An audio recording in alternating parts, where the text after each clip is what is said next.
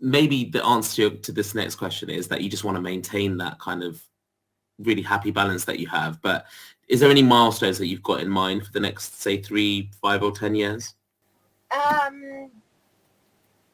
Very good question.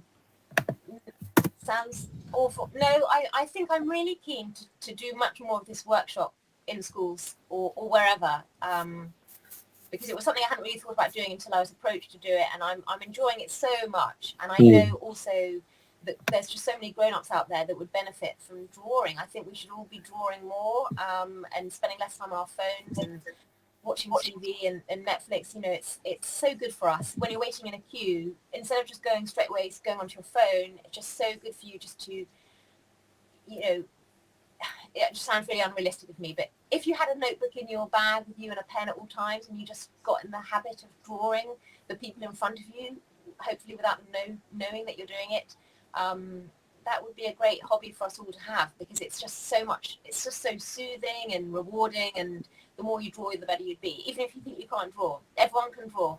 Everyone can draw.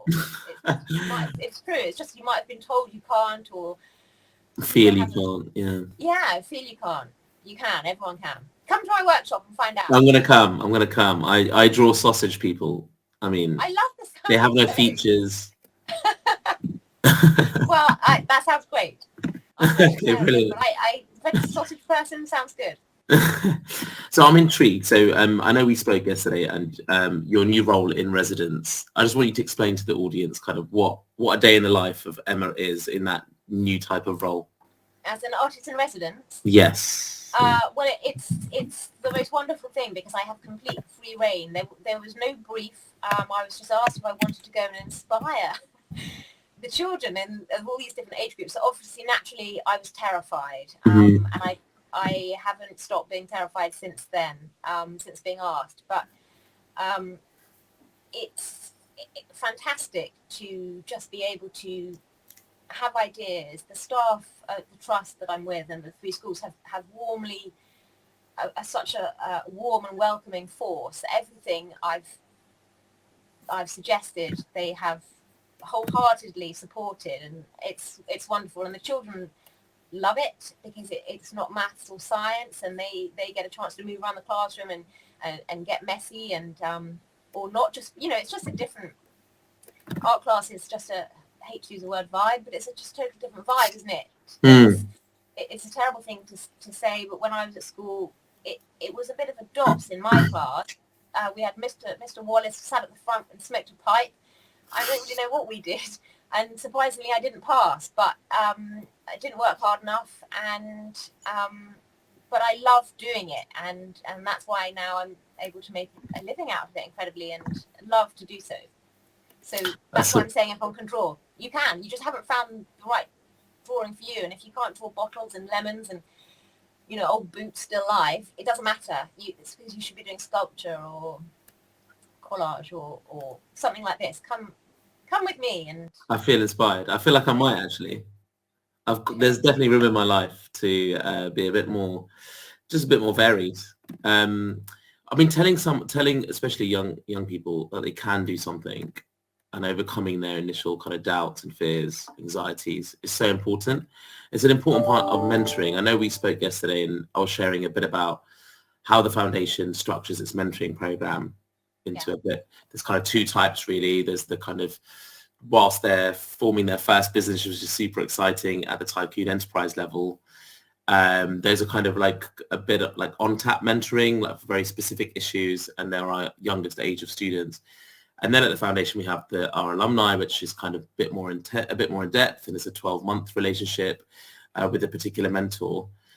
Mentoring definitely is about that, you know, that you can do it, and is a bit of a cheerleader. But is that hands-on thing that you're doing as an artist in residence in those kind of school workshops is showing someone that they can do it. But also there's an element that we haven't touched on, is kind of that listening element and that coaching element. And you've been super honest today, so my experience is that the more honest and open you are, you know, about your strengths and weaknesses and everything, the more relatable you become as a mentor. Agreed, yeah. So I'm definitely going to hound you for the next month until I you thought you were block going to me. ask me in front of this audience, would I Yeah, do it?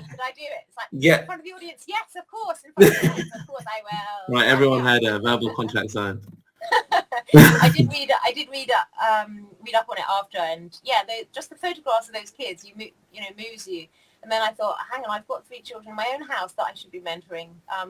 Not mentoring other people and then being ratty with the ones I live with. But no, I mean it's definitely useful, and I'm definitely going to give it serious consideration. I totally agree. We all need somebody to encourage us, and someone that's done it before.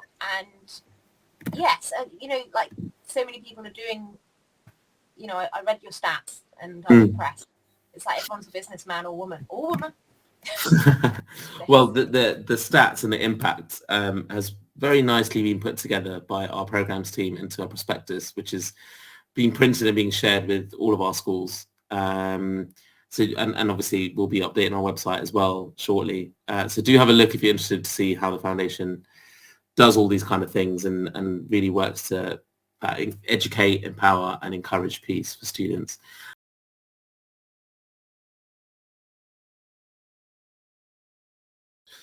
Do you have any advice for small business in the kind of more retail side? So if you've got an off-the-shelf product, I guess that doesn't really apply to you, or could it?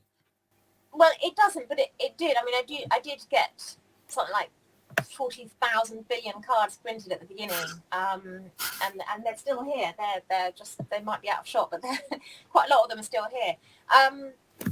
It's frightening, isn't it? Because you don't know how many you're going to need of your off the peg product. And I don't know if you have, you're already thinking about it, but you know that producing millions of whatever it is going to be more cost effective, but you don't probably want to get millions of it unless you're going to shift it all. And then you've got to find room for it and everything. Yeah. But I think at this time it's great for retail. I mean, terrible for physical retail, obviously, because the high street is dying, which is terrible. But wonderful in that there's lots of other ways to sell now without buying stock. That's the great thing, isn't it? That you can do instant orders and things like that.